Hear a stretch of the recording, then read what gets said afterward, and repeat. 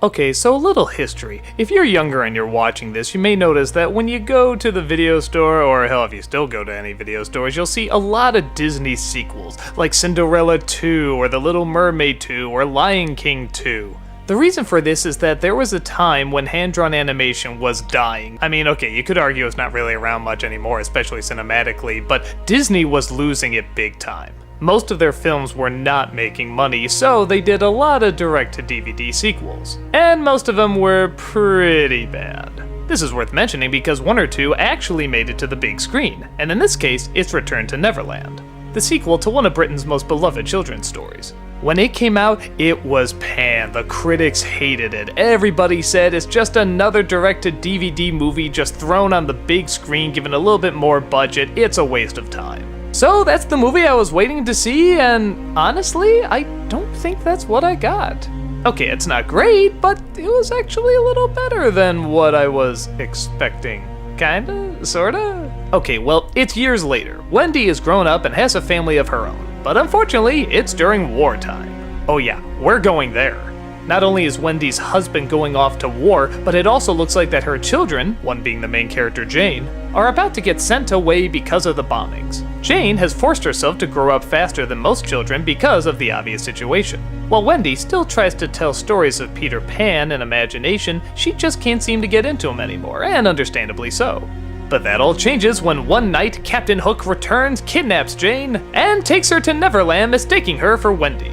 But Peter Man finds her and saves her, and thus she tries to figure out how to get back home using her logic and not really knowing how to use her imagination. So the Lost Boys have to learn how to be more reasonable, even allowing a first lost girl, and she has to learn how to be playful and creative, all while avoiding the evil grasp of the pirates. The major criticisms that everybody makes about this movie is that it didn't need to exist. And they're right, this doesn't need to exist. The first Peter Pan is fine exactly how it is. Both the book and the play hint that there's other adventures that go on, but it's not something we always necessarily need to know.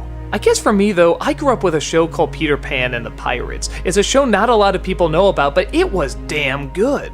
It explored Neverland, it explored the characters, and it treated it very, very seriously. Yeah, did that need to exist? No, but I would have missed out on all these great adventures.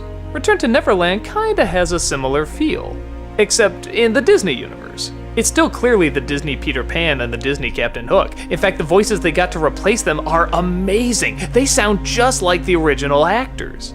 But that doesn't mean anything if there isn't a good story to go along with it. And this story, yeah, has a little bit of the liar revealed elements to it, but it doesn't focus on them that long, and all the other elements they kinda take from the original book.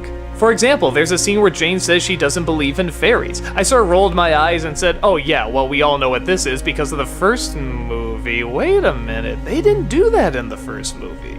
We also have the manipulation of Hook with Wendy, except this time it has to be Jane. But this was a great scene too because it showed that Hook could be very clever. He wasn't just a dumb pirate who waved his sword around, he actually did have a little bit of a mind. And the struggle Jane goes through is a very understandable struggle. You see the war, they show you some of the grittiness. I mean, okay, not too far, they don't show dead bodies or anything, but they show it's tough. She isn't just a stick in the mud, you completely understand why she has this mindset and why it's hard for her to imagine things. Heck, why it's even hard for her to be happy. Now with that said, there definitely are things you can complain about. For example, they have pop songs, oh yeah, and they really don't fit. There's one song that the Lost Boys sings that sounds like a traditional Disney song, but aside from that, all the songs are sung by pop singers, and they're early 2000 pop singers, so they have that scratchy voice that's supposed to sound tortured, and it sounds like shit. It sounds like shit. It's awful. It's distracting. It's a slap in the face every time there's supposed to be an emotional moment. I hate it when they do this with Disney films, especially ones that take place such a long time ago and in fantasy lands, and you just hear this incredibly dated 2000 song and ugh! It hurts every time you hear it.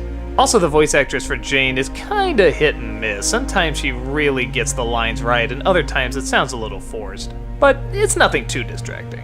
There's also some weird changes that I never quite got, like instead of the crocodile they have this giant octopus or squid, something like that, and now he's the thing that chases Captain Hook. It's funny and it's still animated well, but why didn't they just do the crocodile? They just say he's gone, but why? This octopus thing does the exact same thing. I don't get why they needed to switch it out.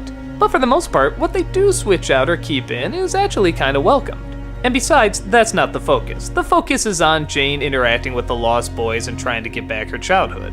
Which, yeah, sounds a little familiar, right? I guess if you do have to compare these two, I would say Hook is the better movie, but I don't know, for a sequel to Disney's Peter Pan, this is kind of exactly what I would expect. It has some really nice imagery, like when Hook is taking Jane to Neverland, the ship is flying through London. It looks amazing. There's a wonderful scene at the end where young Peter Pan meets grown-up Wendy, and it plays out exactly how it should play out. It's not too emotional, but it's not too simple either. And that's kind of how I think of the movie. If you're looking to find problems with it, you won't find any shortage. You can definitely find things that don't quite work, or maybe you've seen in other movies and such. But if you legitimately want to see a sequel to Peter Pan and you want to know what happens, I think this is a very delightful adventure. I was really surprised. I was not expecting to like this film. I thought I was gonna hate it like all the other critics did, but I actually kind of enjoyed it. It's not grand or epic, but it's simple and nice.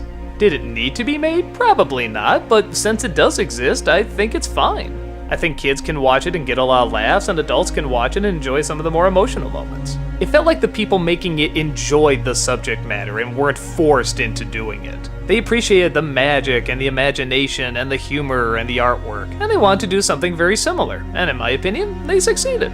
I guess it's not a favorite for a lot of Disney fans, but for me, I have no problem believing in fairies with this one.